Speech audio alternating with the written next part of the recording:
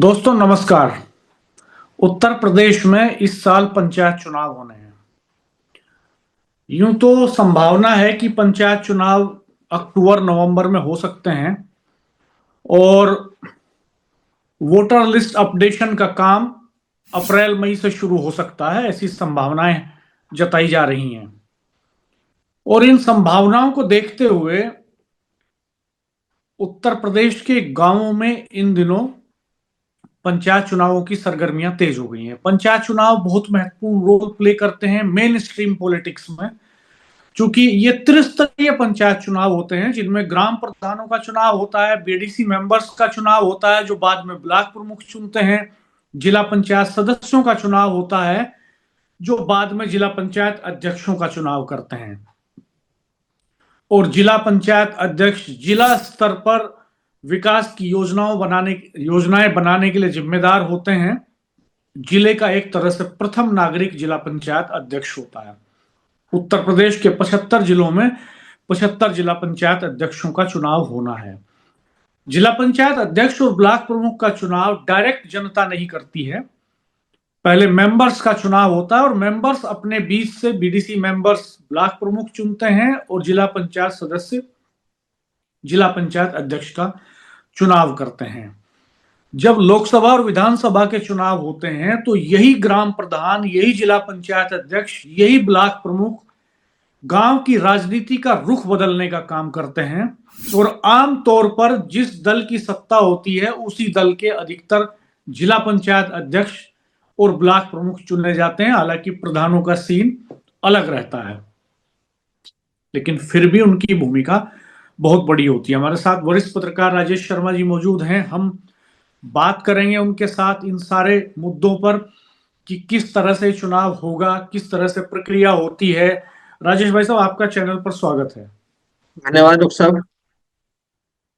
दरअसल पंचायत और स्थानीय निकाय के चुनाव कराने के लिए पंच स्थानीय नाम से चुनाव आयोग होता है, जिसका election officer, chief election officer जिसके लखनऊ में बैठते हैं और यही पूरी प्रक्रिया को कंडक्ट कराता है। वोटर वोट डालने जाते हैं तो 3 बैलेट पेपर उनको मिलते हैं। ये इलेक्शन बैलेट पेपर से होता है, ईवीएम से नहीं होता। एक ही टाइम में एक मतदाता 3 वोट डालता है। एक वोट उसको क्षेत्र पंचायत सदस्य के लिए डालनी होती है, एक ग्राम प्रधान के लिए डालनी होती है और एक उसको जिला पंचायत के सदस्य के लिए डालनी होती है। तो राजेश भाई साहब, पहले थोड़ा इस पर बात करेंगे कि कितनी ग्राम पंचायतें हैं, कितनी जिला पंचायतें हैं, कितने ब्लॉक प्रमुख हैं जिनका चुनाव होना है। उत्तर प्रदेश का सबसे बड़ा चुनाव है एक तरह से ये, और इसकी वोटर लिस्ट विधानसभा और लोकसभा की वोटर लिस्ट से अलग होती है। जी राजेश भाई साहब। जी डॉक्टर साहब, जब उत्तर प्रदेश में पंचायत का चुनाव होता है, त्रिस्तरीय पंचायत चुनाव होता है, तो चूंकि उत्तर प्रदेश देश का सबसे बड़ा सूबा है और यहाँ का जो चुनाव है वो एकदम बिल्कुल मानो के बिल्कुल विधानसभा के चुनाव की तरह होता है, उससे भी टफ होता है। तो मैं एक बार, जैसा आपने बताया, डाटा एक बार बता दूं कि उत्तर प्रदेश चूंकि बड़ा स्टेट है, तो उत्तर प्रदेश में 58,194 ग्राम पंचायतें हैं। ये 2021 का जो चुनाव हुआ था, मैं उसके डाटा के अनुसार बता रहा हूँ। 58,194 ग्राम पंचायतें हैं। उत्तर प्रदेश में 826 ब्लॉक प्रमुख बनते हैं। और यहाँ अगर मैं पंचायत वार्ड की बात करूं तो 7,32,563 यहाँ ग्राम पंचायत सदस्यों का चुनाव होता है। जो बीडीसी सदस्य होते हैं, जिन्हें हम क्षेत्र पंचायत सदस्य बोलते हैं, 3,051 होते हैं पूरे प्रदेश में, जो ब्लॉक प्रमुख को चुनते हैं। जब यहाँ हम वोटर की बात करते हैं, जिला पंचायत अध्यक्ष की बात करते हैं, तो 75 जिला पंचायत अध्यक्ष उत्तर प्रदेश में चुने जाते हैं। जब हम बात करते हैं कि यहाँ वोटर की क्या स्थिति है, तो 2019 में चूंकि 12,39,00,000 मतदाता की सूची तैयार हुई थी, मतलब 12,39,00,000 मतदाता हैं उत्तर प्रदेश में जो ग्राम पंचायत के लिए वोट देते हैं। इक्के 53.1% यहाँ पुरुष मतदाता हैं और 46.99% यहाँ महिला मतदाता हैं। तो डॉक्टर साहब, इतना बड़ा डाटा है। जिस प्रदेश में आप देखो कि यहाँ जहाँ 12.5 करोड़ मतदाता हों पंचायत में चुनाव डालने के लिए, ऐसे दुनिया के बहुत सारे देश हैं जिनकी 12 करोड़ पॉपुलेशन नहीं है। और यहाँ 12 करोड़ लोग जो वोट डालते हैं, तो इसके लिए पूरी मशीनरी लगती है। अगर मैं 2021 की बात करूं, तो 2021 में उत्तर प्रदेश के त्रिस्तरीय पंचायत चुनाव में 4 फेज में चुनाव हुए थे। एक महीने में 4 फेज में चुनाव कराए थे, क्योंकि बड़ा स्टेट है पूर्वांचल, यहाँ सहारनपुर से लेकर गाजियाबाद गाजीपुर तक। तो 4 चरणों में इस बार भी चुनाव होंगे। और चूंकि डॉक्टर साहब अभी जो बजट पास हुआ है, तो बजट में लगभग ये डिक्लेयर कर दिया, ये घोषित कर दिया कि पंचायत जो चुनाव होने हैं वो इसी बजट के पैसे से होंगे, जो इस साल का बजट है 2025 का। तो 2021 में जब चुनाव हुआ था, 20 दिसंबर को, मतलब 2020 को 20 दिसंबर को पूरा कार्यकाल हो गया था। तो 20 दिसंबर के बाद में तमाम दस्ते जो ग्राम पंचायत सचिव उनके पास चले गए थे। और फिर चुनाव करीब मई तक चुनाव हुआ, 3 मई तक। तो मतलब 6 महीने बाद चुनाव हुआ, लेट। सरकार की कहीं ना कहीं मंशा ये है कि उस समय कोरोना काल चल रहा था, इसलिए सरकार से डिले हो गया था। इस बार सरकार सही समय पे चुनाव कराने का प्रयास करेगी। और अभी से आप देख रहे हो कि सर्मागर्मी तेज है। तमाम गांवों में चर्चा है कि भाई इस बार चुनाव थोड़ा पहले होंगे, 6 महीने पहले चुनाव हो सकते हैं।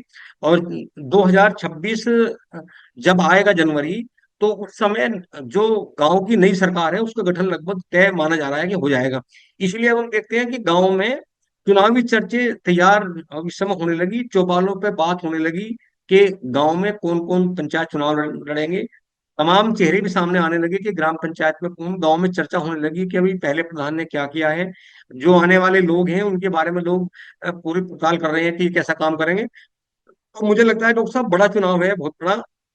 और इस बड़े चुनाव को करने के लिए वही 4 फेज में पूरी ताकत लगानी पड़ती है सरकार को। हमें लगता है कि इस बार अ, जून 2025 जब आएगा, तो उस समय चुनाव की सरगर्मियां सरकारी स्तर पर भी तेज हो जाएंगी।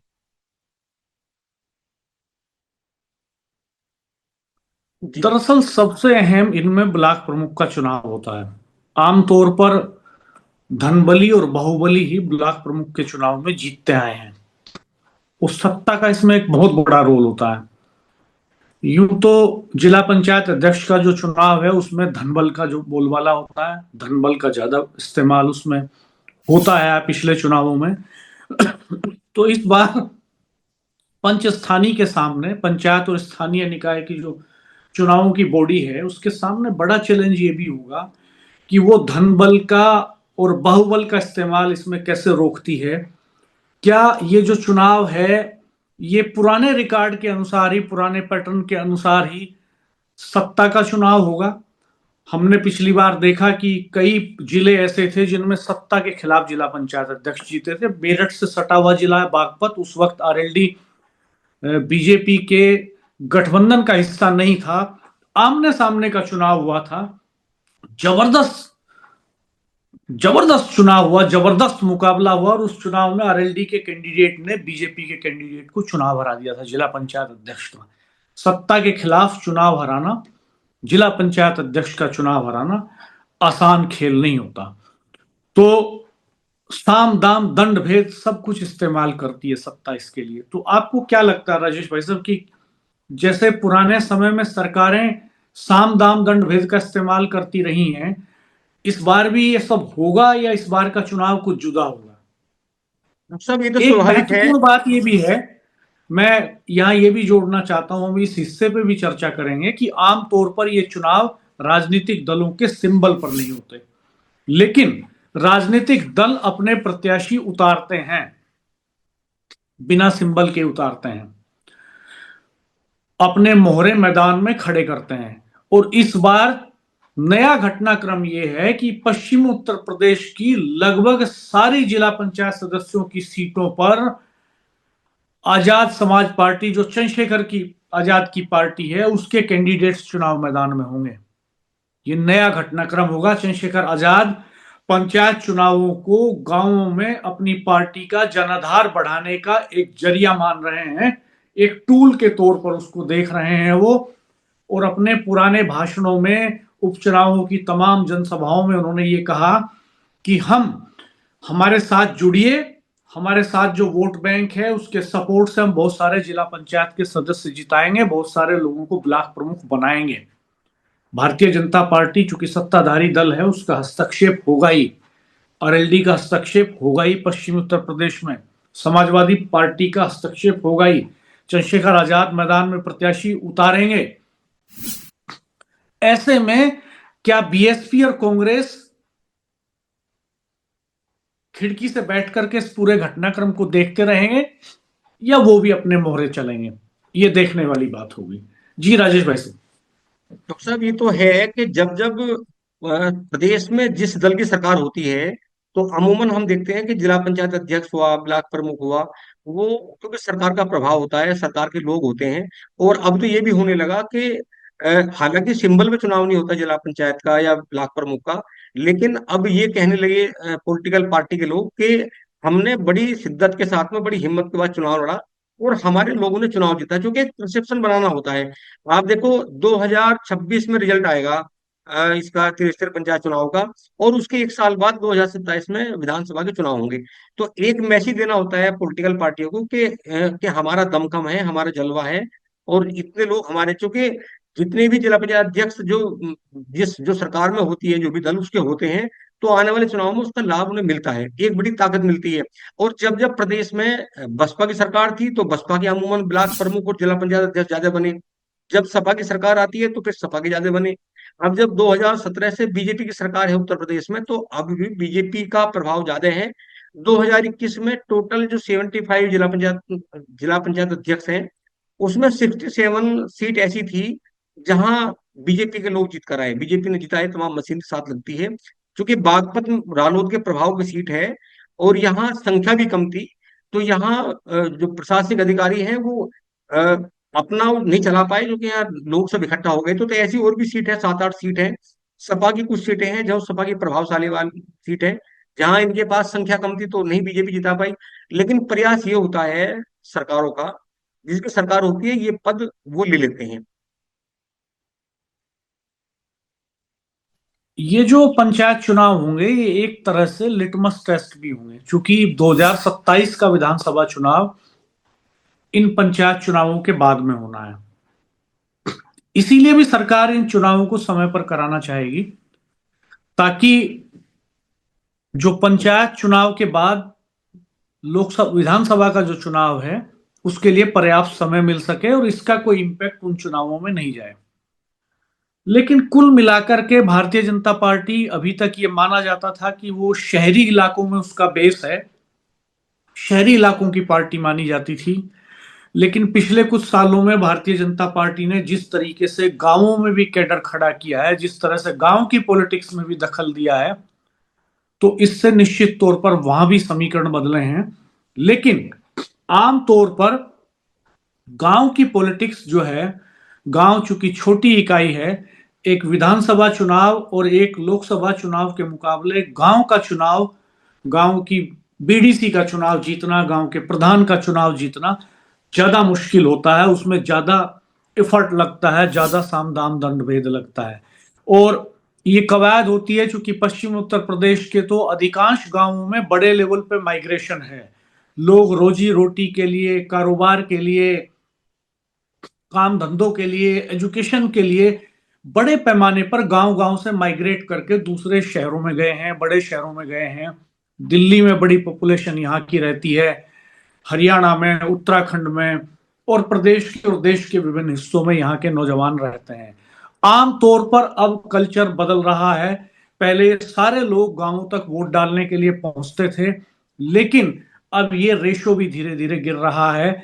अब जैसे जैसे वोटर लिस्ट का अपडेशन होगा और voter list, final voter list तैयार होगी, तो उस पर बहुत कुछ निर्भर करेगा। दूसरा, अभी से जो प्रत्याशी हैं चुनावों के, जो संभावित प्रत्याशी हैं जिनको चुनाव लड़ना है, उन्होंने तैयारियां शुरू कर दी हैं गांवों में। गांवों में होने वाले जो सामान्य फंक्शन हैं उनमें ऐसे सारे लोगों को जोड़ने, बुलाने, लाने की प्रक्रिया शुरू हो गई है। और जब चुनाव होता है तो जो एक्टिव कैंडिडेट्स होते हैं उनकी स्ट्रेंथ ये भी होती है कि वो अपने गांव के कितने लोग शहरों में रहते हैं, कहाँ कहाँ रहते हैं, उनके एड्रेस कलेक्ट करके रखते हैं, उनको गांव तक लाने ले जाने की सुविधा मुहैया कराते हैं उस दिन, ताकि वो वोट डाल सकें। जाहिर सी बात है, जो कैंडिडेट पहले से उनके संपर्क में होगा, उनके लिए व्हीकल प्रोवाइड करा देगा, तो जाहिर सी बात है वो उसका माइलेज भी ले लेगा। खैर, कई और बड़ी चुनौतियां ये पंचायत चुनाव लेकर के आएंगे। पंचायत चुनावों में आमतौर पर रंजिशें बहुत उभरती हैं गांवों में, और ये भी देखने में आता है कि बड़े पैमाने पर ऐसे लोग इलेक्ट हो जाते हैं पंचायत चुनावों में जिनका ट्रैक रिकॉर्ड क्रिमिनल है। तो आपको क्या लगता है राजेश भाई साहब कि चूंकि जो योगी सरकार है वो दावा करती है लगातार कि हम जो है वो एंटी क्राइम गवर्नमेंट चलाते हैं, हम क्राइम को खत्म करने की कोशिश कर रहे हैं, एनकाउंटर पुलिस भी विपक्ष इस समय की पुलिस को कहता है, बुलडोजर पुलिस कहता है, तो क्या ये बुलडोजर और ये जो एनकाउंटर पॉलिटिक्स है ये पंचायत चुनावों में दिखाई देगी? क्या आपराधिक प्रवृत्ति के लोग चुनाव लड़ने में कामयाब हो जाएंगे या ऐसे लोगों को सरकार चुनाव नहीं लड़ने देगी? आप क्या सोचते हैं?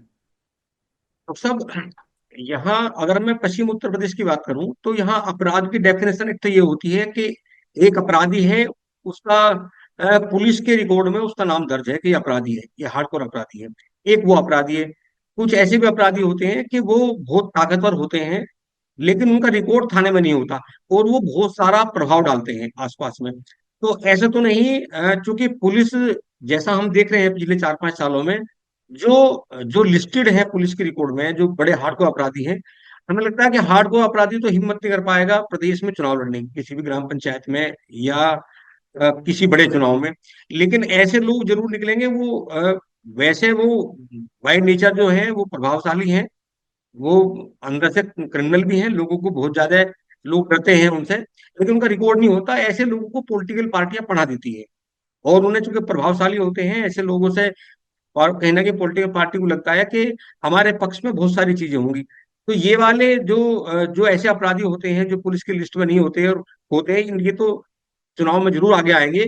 लेकिन जो हार्ड कोर क्रिमिनल है, हमें लगता है कि उन्हें पुलिस चुनाव लड़ने भी नहीं देगी आज की स्थिति में, जिस तरह की आज की परिस्थिति है। क्योंकि हम देख रहे हैं जो बहुत सारे जो अपराधी हैं गाँव में, जो पुलिस के रिकॉर्ड में जिनके नाम थी ना, वो इस समय गाँव में नहीं है, या तो तमाम लोग जेल में हैं या फिर स्टेट छोड़कर बाहर चले गए।